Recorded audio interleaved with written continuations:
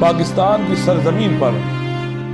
عدالت خائی کا عظیم علمبردار شہید قائد حسینی تھے اور ڈاکٹر شہید نقوی تھے۔ ظلم ستیزی کی تحریک کے عظیم رہنما تھے یہ لوگ۔ ڈاکٹر شہید اور شہید قائد رضوان اللہ تعالیٰ علیہما یہ دو سمبل تھے، یہ دو نمونہ عمل تھے، یہ دو پاکستان کی سرزمین پر ایک عظیم اسوہ تھے انبیاء کی تحریک کو آگے بڑھانے کے لیے، اور دونوں نے اس راستے میں قربانی دی، شہید ہوئے۔ ڈاکٹر نقوی عدالت خائی اور ظلم ستیزی کی تحریک کا وہ شجرہ طیبہ تھے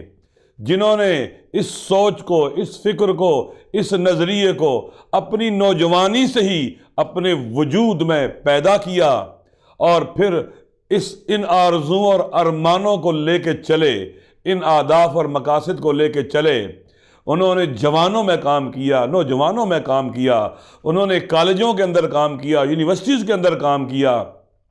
اور اس جدوجہد کو آگے بڑھانے کے لیے جب ہر طرف اندھیرا ہی اندھیرا تھا، تاریکیاں ہی تاریکیاں تھی ظلم اور استبداد کی، ڈاکٹر شہید نقوی پاکستان کی سرزمین پر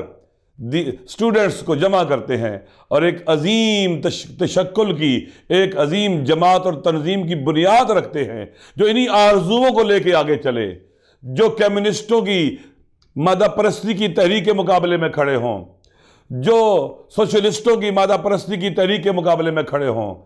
جو ریجڈ قسم کے، منجمد قسم کے دائیں بازوں کے مذہبی طبقات کے چکر میں نہ آئیں، بلکہ سچے اور صادق اس تحریک کے سپاہی بنے اور اس کو لے کے آگے بڑھنے والے بنے۔ ڈاکٹر شہید نقوی نے نوجوانی اور جوانی میں پورے ملک کا، جب وہ تعلیم حاصل کر رہے تھے، پورے ملک کا دورہ کیا۔ یہ چیز اس بات کی دلیل اور گواہ ہے کہ ڈاکٹر شہید نقوی اگر وہ میڈیکل کالج میں پڑھ رہے تھے تو اس کے ساتھ ساتھ اپنی اجتماعی ذمہ داریوں سے بھی وہ غافل نہیں تھے۔ یہ اس وقت جب انقلاب اسلامی ایران، جب انقلاب نہیں آیا تھا، جب دنیا اس طرح کے افکار سے زیادہ طور پر آشنا نہیں تھی۔ کہتے ہیں کہ کانٹا جب پہلے دن سے وجود میں آتا ہے تو وہ چبھنا شروع ہو جاتا ہے۔ شہید ڈاکٹر محمد علی نقوی کے بارے میں کہا جا سکتا تھا کہ وہ شروع سے ہی خداوند متعال نے ان کے اندر یہ صلاحیت رکھی تھی، یہ آرزویں ان کے وجود کی زمین میں موجود تھیں، اور نجف اشرف میں تولد پانے کی وجہ سے، عدالت کے راستے میں شہید ہونے والے امام کے شہر میں، اس دنیا میں پیدا ہونے کے حوالے سے یہ چیزیں ان کے وجود میں موجود تھیں۔ وہ کربلا جانے والے تھے، وہ کربلا کی زیارت کرنے والے تھے، اور یہ چیزیں لے کے اس وطن میں آئے، اور انہوں نے پاکستان کی سرزمین پر یونیورسٹیوں اور کالجز کے اندر اس موومنٹ کو شروع کیا، لوگوں کو منظم کیا، لوگوں کو اکٹھا کیا، ان کی تربیت کرنا شروع کی۔ وہ ایک میں نے پہلے کہا کہ عدالت خائی کی تحریک کا ایک عظیم شجرہ طیبہ تھے، جس کے پھل آج تک ہم دیکھ رہے ہیں۔ پاکستان کے کونے کونے میں جائیں، دنیا میں جہاں چلے جائیں، آپ کو ڈاکٹر شہید نقوی کے تربیت شدہ لوگ ملیں گے۔ ڈاکٹر شہید نقوی نے تعاون البر والتقوی کے تحت ہر اس تحریک کا، ہر اس موومنٹ کا ساتھ دیا جو ان آرزوؤں کو لے کے چلنے والی تھی۔ جب پاکستان کی سرزمین پر عامر ضیاء الحق نے اپنی مرضی کا دین نافذ کرنے کی کوشش کی اور پاکستان کے اندر ظلم کرنے کا آغاز کیا، تو 1980 کا جو کنونشن تھا اسلام آباد کے اندر، اس کے اندر ڈاکٹر شہید نقوی کا، مفتی جعفر حسین قائد مرحوم کا ساتھ ایک واضح روشن چیز ہے۔ سب جانتے ہیں کہ اس وقت ISO کا اور ڈاکٹر شہید نقوی کا کتنا مضبوط رول تھا اس اجتماع کو منظم کرنے میں، اس اجتماع کو فروٹفل بنانے میں، لوگوں کو منظم رکھنے میں، اور پھر جو تحریک چلی، جو لوگ نکلے پارلیمنٹ ہاؤس کی طرف، عظیم رول تھا ان جوانوں کا اور نوجوانوں کا۔ جب شہید قائد بنے تو یوں لگتا ہے کہ ڈاکٹر نقوی کی آرزویں مجسم طور پر انہیں شہید قائد میں نظر آئیں، لہذا ڈاکٹر شہید نقوی قائد کے دست و بازو بن گئے، قائد شہید کے ساتھ کھڑے ہو گئے، اور تمام مشکلات اور نشیب و فراز میں وہ شہید کے ساتھ رہے۔ جب شہید کے لیے اندرونی طور پر بہت مشکلات تھی، بہت سے علماء جو شہید کے مقابلے میں سٹینڈ لے رہے تھے، ڈاکٹر شہید نقوی نے دوستی اور دشمنی کا معیار شہید قائد کو قرار دیا۔ وہ شہید قائد میں اپنے ائمہ کی جھلک دیکھتے تھے، وہ شہید قائد میں اس زمانے کے عظیم انقلاب کے پیشوا کی تصویر دیکھتے تھے، مجسم تصویر دیکھتے تھے، انہیں مجسم آرزوؤں کا نمونہ پاتے تھے۔ لہذا پاکستان کی سرزمین پر جب شہید قائد کو رہبر بنایا گیا تو ہراول دستے کی شکل میں موجود تھے۔ پورے پاکستان کے اندر گلگت بلتستان سے لے کر سندھ، کراچی اور کوئٹہ اور بلوچستان تک شہید قائد کا ساتھ دیا۔ جہاں جہاں ISO کے یونٹس تھے، مراکز تھے، وہ شہید قائد کے ساتھ کھڑے ہو گئے اور شہید قائد کی تحریک کو ایک طاقت بخشی۔ شہید قائد کوئی بھی اسلامی کوئی بھی موومنٹ اور تحریک، اس میں جوان بڑا نقش رکھتے ہیں، بڑا رول رکھتے ہیں، اس موومنٹ کی وہ طاقت ہوتے ہیں، زور ہوتے ہیں اس کا۔ اور شہید قائد کی تحریک کا زور اور طاقت اس وقت ISO کے جوان تھے، جن کی تربیت اور رہنمائی ڈاکٹر شہید نقوی کرتے تھے۔ تو ڈاکٹر شہید نقوی پاکستان کی سرزمین پر ظالم اور استبدادی قوتوں کی آنکھ کا خار تھا۔ وہ ایک الہی انسان تھا، اپنی آرزو اور ارمانوں کے حصول کے لیے وہ مہاجر تھا، وہ ہجرت کرتا رہتا تھا، وہ سفر کرتا رہتا تھا، وہ اپنے آپ کو اس نے محدود نہیں کیا تھا۔ وہ ایک عظیم نمونہ عمل ہے کسی بھی اسلامی تحریک کی جدوجہد کے حوالے سے۔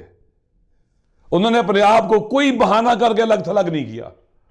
بلکہ وہ میدان میں موجود رہے۔ اور ڈاکٹر شہید نقوی کی سیرت یہ کہتی ہے کہ آرزو اور ارمان رکھنے والے لوگ فضول قسم کے بہانے بنا کر اپنے آپ کو الگ تھلگ نہیں کرتے، بلکہ اس موومنٹ میں اپنا حصہ ڈالتے ہیں۔ اگر وہاں پر کوئی کمی اور خامی ہو اس کو دور کرنے کی کوشش کرتے ہیں، ساتھ دیتے ہیں، آگے بڑھ کر چیزوں کو سنبھالتے ہیں۔ وہ عہدوں کے محتاج نہیں ہوتے۔ بظاہر ڈاکٹر شہید نقوی کا ممکن ہے شہید قائد کی تحریک کے اندر کوئی بظاہر عہدہ نہ ہو، لیکن وہ ہر جگہ موجود ہیں، ہر جگہ کام کر رہے ہیں، ہر جگہ ساتھ دے رہے ہیں، مشکلات دور کرنے میں ساتھ دے رہے ہیں، رکاوٹوں سے دور کرنے میں ساتھ دے رہے ہیں، جہاں دیکھیں وہ موجود نظر آتے ہیں۔ لہٰذا اس شخصیت کو اگر ہم نمونہ عمل بنا لیں تو ہم آئسولیشن سے نکل آئیں گے، ہم تنہا نہیں رہیں گے، پھر ہم ایک کاروان کا حصہ بن جائیں گے، بلکہ کاروان کا ہراول دستہ بن جائیں گے۔ ہمیں فخر ہے کہ جب ہر طرف نفسا نفسی کا عالم تھا، جب ہر طرف مادہ پرستی تھی، جب ہر طرف کمیونسٹوں کا زور تھا،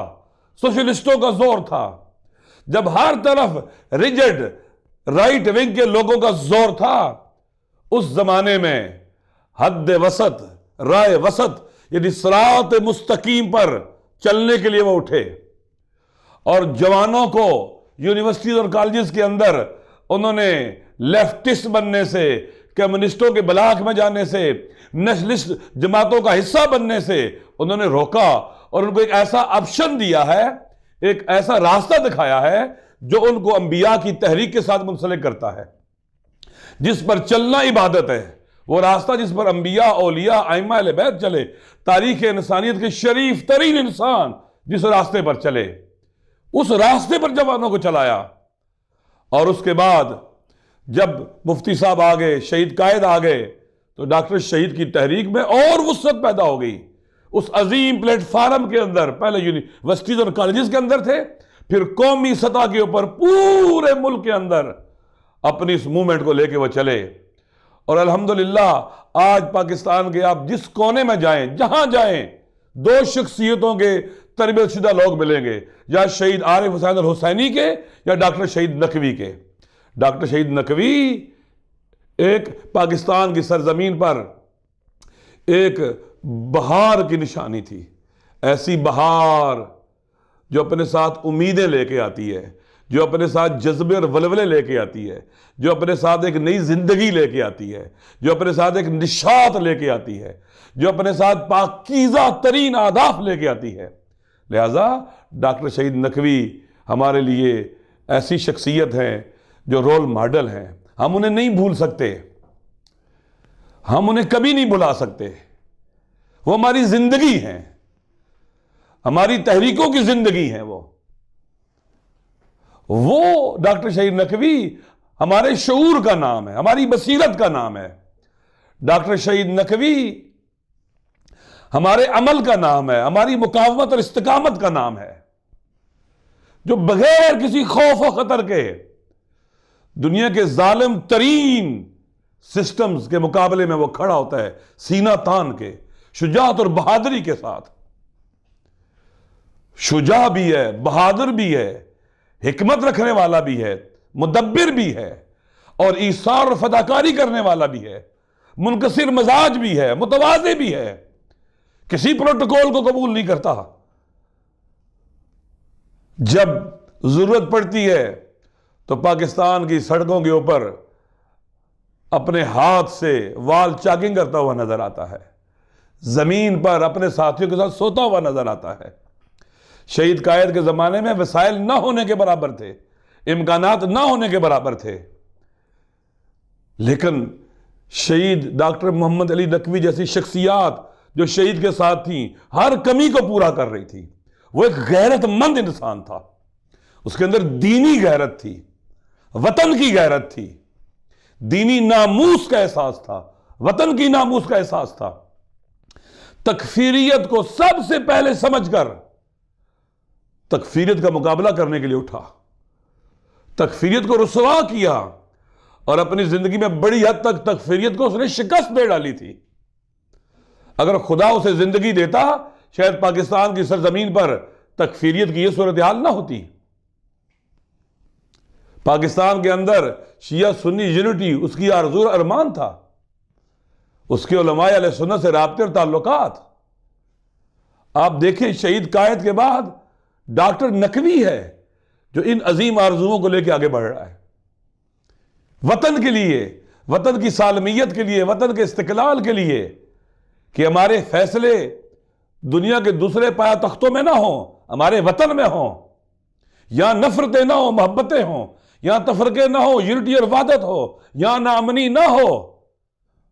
یہاں پر شیعہ سنی سارے طبقات اکٹھے رہے۔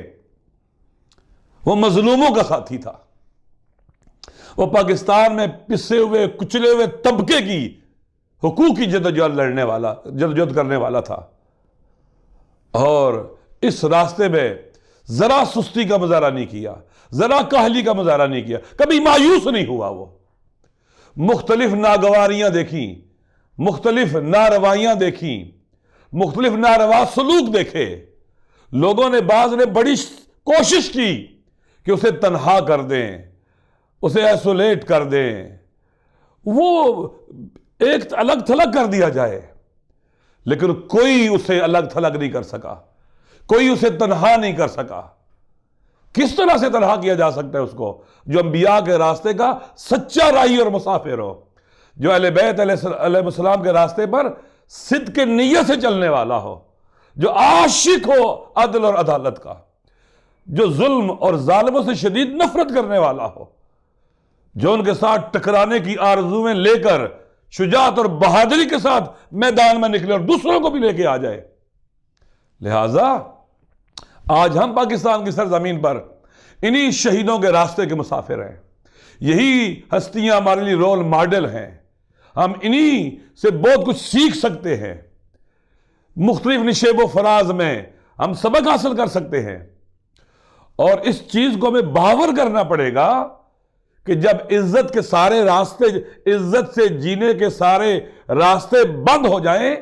تو ان ہستیوں نے ہمیں بتلایا کہ ایک دروازہ عزت کا اللہ نے ہمیشہ کھول کے رکھا ہے، شریف، کریم، غیرت مند، باوقار انسانوں کے لیے، اور وہ شہادت کا دروازہ ہے کہ اپنے لہو میں ڈوب کر اپنے خدا سے جا ملنا، انبیاء سے جا ملنا، اولیاء اللہ سے جا ملنا، اہل بیت سے جا ملنا، کربلا والوں سے جا ملنا۔